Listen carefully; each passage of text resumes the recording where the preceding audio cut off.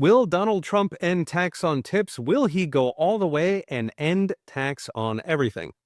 During the campaign, our 47th president made a big, beautiful series of promises about things he would exempt from the tyrannical income tax that preys upon our fair republic. He started with no tax on tips in June, inspired by a, quote, very smart waitress he met dining in Las Vegas, and subsequently introduced as the No Tax on Tips Act by Senator Ted Cruz.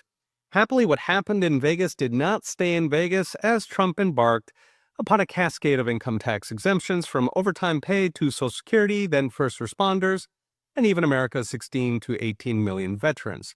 Capping it all off with Trump musing on the Joe Rogan show that we should just get rid of the whole stinking income tax so the federal government lives off tariffs. Now, I mentioned in previous videos how this would nearly double take-home pay and shrink the federal government 2-for-1. Alas, politics is the art of the possible, so will any of it actually happen? So the starting point is Trump's clearest promise, no tax on tips. This is massively popular. Ipsos says 3/4 of Americans support it, even among Democrats. In fact, there's almost no difference in support between Republicans and Democrats. That makes it the perfect gateway drug. Now, right now, betting market Kalshi puts 63% odds of no tax on tips in the next 2 years. Polymarkets puts it at 40% odds by April. Now, no tax on tips is obviously great for the 4 million tipped workers who on average make just $17.56 an hour with tips. They would take home another $7,000 a year between income and payroll taxes. That's a 30% raise. This would, of course, increase the deficit by about $10 billion per year, according to the Tax Foundation, which is allegedly anti-tax but apparently spends its time attacking tax cuts. Considering $10 billion is roughly 1/17 what we gave Ukraine, many Americans might feel blue-collar workers keeping their money is a better use of money than Ukraine's meat grinder. The other criticism is that it's distortionary because it exempts tips but still taxes hourly pay.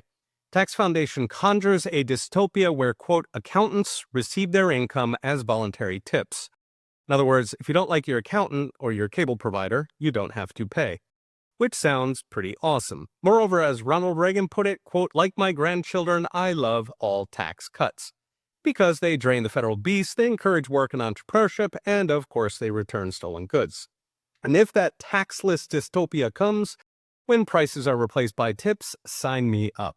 So what's next? Brought to you by Unchained.com. No tax on tips is great for blue-collar workers, but it's great for everybody because it suggests that broader tax cuts are also coming, perhaps with 40% odds by April. Why? Because tax cuts are very easy to attack as handouts to the rich, since they're overwhelmingly paid by middle and upper earners. Today, the bottom half of earners pay precisely 2.3% of income taxes. So you'd obviously pair a blue-collar tax cut like no tax on tips with across-the-board cuts. That means those across-the-board cuts could also be coming as soon as April.